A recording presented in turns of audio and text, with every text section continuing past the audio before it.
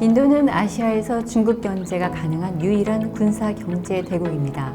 인도는 미국, 러시아, 중국에 이어서 세계 4위의 군사력을 보유하고 있고요. 경제적으로도 세계 6위 대국이기 때문에 향후 10년 이내에 미국, 중국에 이어서 3대 경제 강국으로 부상할 것으로 예상되고 있습니다. 중국의 중국식 세계화를 기치로 1대1로와 중국 제조 2025 정책을 공격적으로 추진하면서 미국과의 충돌이 가시화되자 세계 최대의 민주주의 국가인 인도의 가치가 더욱 부각되고 있습니다. 그 중에서도 민주주의와 시장 경제라는 미국과의 체제적 유사성과 안정성이 매우 돋보이는데요. 따라서 중국과 정치, 경제, 군사, 기술 등 전면적인 경쟁에 나선 미국이 중국을 견제하고 미국 주도의 세계 질서를 유지하기 위해서는 인도와의 협력이 필수적입니다.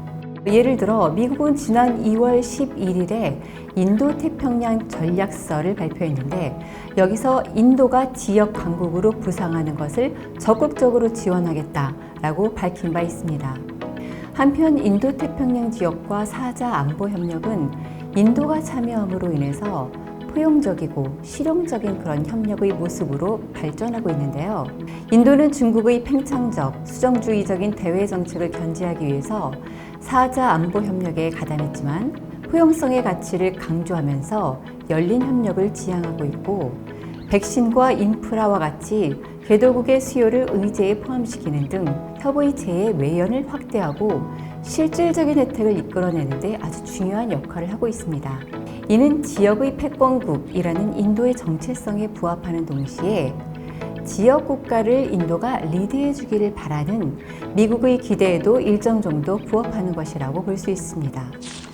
미 중의 패권 경쟁이 심화되면서 인도는 양대 강국 사이에 끼인 증강국으로서 이 어려움을 극복하고 오히려 이것을 자국의 지정학적 가치로서 이용하기 위해서 다양한 외교 정책을 구현하고 있습니다. 이와 같은 인도 외교 정책의 중심 무대가 바로 인도태평양 지역입니다. 인도 외교 정책의 핵심을 이루고 있는 미, 중, 러와 같은 강대국을 중심으로 하는 외교가 인도 외교에서 가장 중요하고요. 그 다음으로 중요한 것은 주변국 외교인데 이 두 가지가 모두 인도태평양이라는 지역을 배경으로 해서 지역 내의 역학적 변화에 기반해서 이루어지고 있습니다.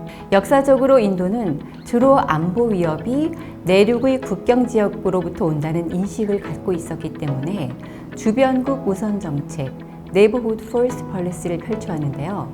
이 주변국 외교가 강대국 경쟁이 심화되면서 우선순위가 다소 떨어졌었는데 최근에 중국이 이 지역을 중심으로 1대1로 정책을 강력하게 추진하면서 위상을 되찾고 있는 형국입니다.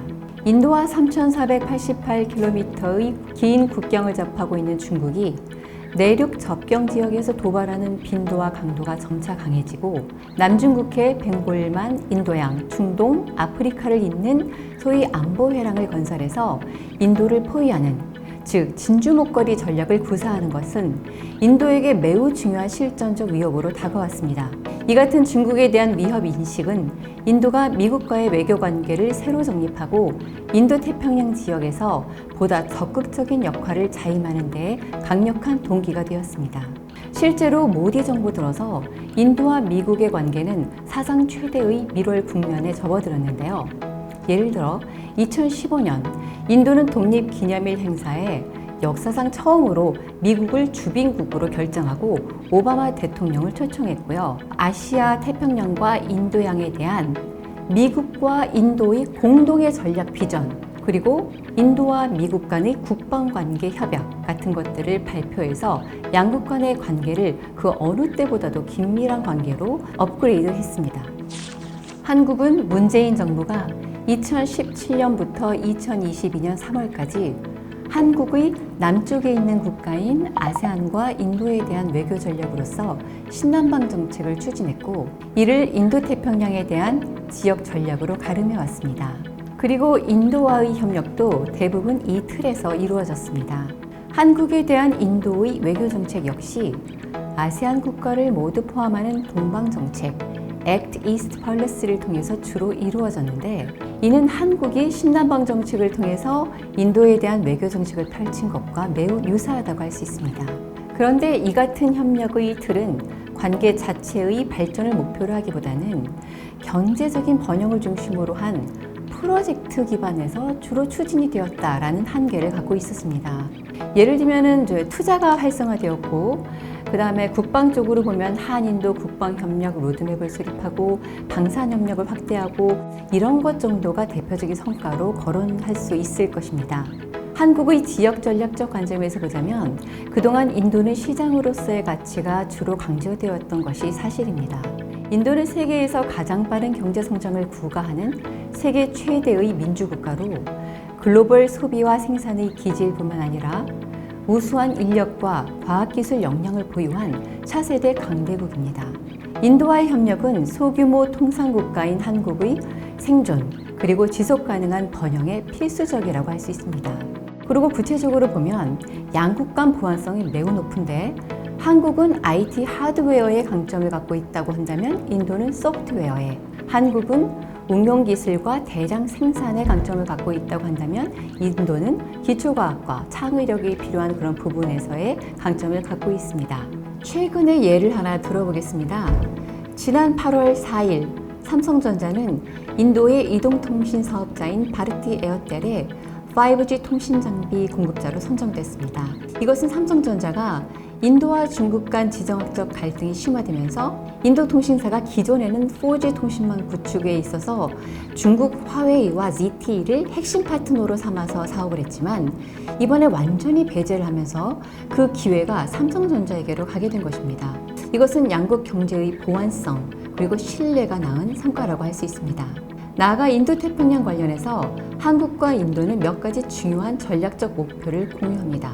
첫 번째, 자유민주주의 가치를 옹호하는 인도태평양 지역 질서를 수호하는 것입니다. 둘째는 중국에 대해서 포용적 입장을 갖는 것인데요. 한국과 인도는 모두 중국과 접하고 있는 나라들로 이사를 할 수 없습니다. 경제적 관계도 매우 긴밀합니다. 따라서 양국 모두 중국과의 관계를 호혜적이고 안정적으로 관리하는 것이 매우 중요합니다. 그리고 북핵의 안정적 관리 역시 중요한 세 번째 목표라고 할 수 있겠습니다. 따라서 한국과 인도의 협력은 양자 협력에서보다 확장된 지역 차원의 협력으로 업그레이드를 할 만한 충분한 이유가 있다고 할 수 있고, 윤석열 정부가 인도태평양 전략을 통해서 이를 구현할 수 있기를 바라봅니다. 모디 정부 들어 인도는 매우 적극적이고 전방위적인 외교 정책을 펼치고 있습니다. 앞서 설명한 대로 미국과의 협력 수준은 사상 최고조에 달했고, 미국을 위시한 쿼드 국가와 안보 측면에서 협력도 강화하고 있습니다. 인도의 강대국 외교에 준하는 수준의 파트너 국가로 최근에 부상한 국가들이 일본 그리고 호주인데요. SCRI와 같은 공급망 협력, 그리고 합동 군사훈련 실시 등 전략적인 협력을 지속적으로 확대하고 있습니다. 하지만 대외 정책에서 전략적 자율성을 강조하는 인도는 미국의 인도태평양 전략을 그대로 수용하지는 않았습니다. 인도는 2018년에 미국과 일본이 제시한 자유롭고 개방적인 인도태평양 개념, FOIP라고 하는 그 개념에다가 포용적인 inclusive라는 원칙을 추가했습니다. 그래서 자유롭고 개방적이고 포용적인 인도태평양 원칙, FOIP라는 원칙을 제시했습니다. 그리고 2019년에는 FOIP를 발전시켜서 인도만의 인도태평양 전략인 인도태평양 이니셔티브 IPOI를 발표해서 인도태평양의 폭넓은 협력의 플랫폼으로 삼고자 했습니다. 그런데 그렇다고 인도가 특정한 진영을 선택하거나 배제하는 것은 또 아닙니다. 중국과는 브릭스와 같은 협의체를 통해서 개발도상국의 이익을 위한 연대를 이어갈 것이고, 전통적인 우방국인 러시아와는 군사, 에너지 등에서 협력을 계속할 것입니다. 또한 인도는 균형 잡힌 외교를 지향하는 다극 외교를 펼치는 대표적인 국가로서 유럽, 아세안, 중앙아시아, 인도양의 작은 도서가에 이르기까지 다양한 파트너들과 협력을 확대하고 있습니다. 예를 들자면 인도는 EU와 대표적인 플래그십 프로젝트인 EU-인도 커넥티비티 파트너십을 발족하고 FTA 협상을 재개하는 등 협력에 매우 많은 공을 들이고 있습니다.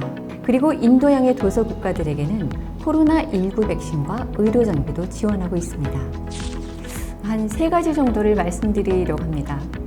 첫 번째는 한국과 인도가 서로에 대한 그리고 서로의 관계에 대한 전략적 중요성을 제대로 파악해야 한다는 것입니다.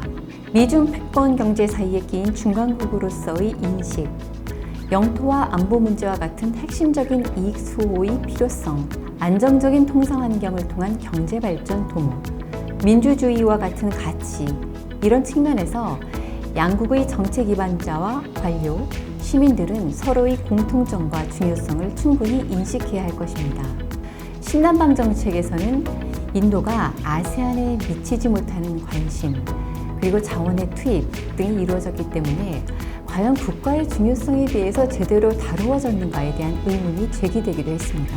그리고 인도 외교에서도 한국은 앞서 언급한 외교의 핵심적인 고려 대상에 포함된다고 보기도 어려운 것이 사실이었습니다. 한국은 동남아시아와 함께 강대국, 그리고 주변국, 이 외교의 이은 3번째 외교층의 정도에 속하는데요. 이마저도 최근에 EU, 영국과 같은 유럽 국가들의 가치가 재평가되면서 한국을 앞서는 것으로 판단이 됩니다. 최근에 한국이 인도태평양 전략을 수립한다는 계획을 발표하면서 인도에서 한국에 대한 관심이 되살아나고 있는데 이 같은 관심의 불씨를 계속 살려나가야 할 것입니다. 두 번째는 이 같은 인도, 그리고 인도와의 관계에 대한 전략적 인식에 기초한다면 한국이 수립하는 인도태평양 전략은 인도를 전략의 하부 구성 단위나 전략을 실천하기 위한 어떤 수단으로 볼 것이 아니고 이 전략을 통해서 관계를 증진시켜야 하는 매우 중요한 목표로 인식해야 한다는 것입니다. 한국의 인도태평양 전략은 미국의 시각으로 구성한 인도태평양 전략과는 달라야 할 것이고 인도와의 관계에서 중요한 가치와 전략 목표를 포함할 수 있도록 만들어져야 할 것입니다. 이는 한국의 외교적 자율성에 대해서 인도뿐만 아니고 지역 국가들의 인정, 가치를 높이는 방법이 될 것이고 그 반대의 선택을 한다면 한국의 외교적 운신의 폭이 좁아질 뿐만 아니고 상대 국가들로부터 파트너로서의 가치를 폄하하게 만들 우려도 있습니다. 마지막으로 한국은 인도와 양자 협력을 넘어서 지역 차원의 협력을 향해서 나아가야 할 것입니다. 한국, 인도 뿐만이 아니고 한국, 인도, 미국, 한국, 인도, 일본, 한국, 인도, 아세안, 한국, 인도, EU와 같이 삼각협력으로 협력을 확장할 필요가 있겠습니다. 이는 인도태평양 전략의 중요한 목적 중의 하나가 동맹과 파트너 국가들 간의 협력을 촉진하는 것이라는 점에 감안해 볼 때 협력을 이렇게 확장시키는 구조를 갖추는 것이 매우 중요하고 또한 인도와의 관계에 있어서 그 중요성이 더욱 크다는 점에 유념해야 할 것입니다.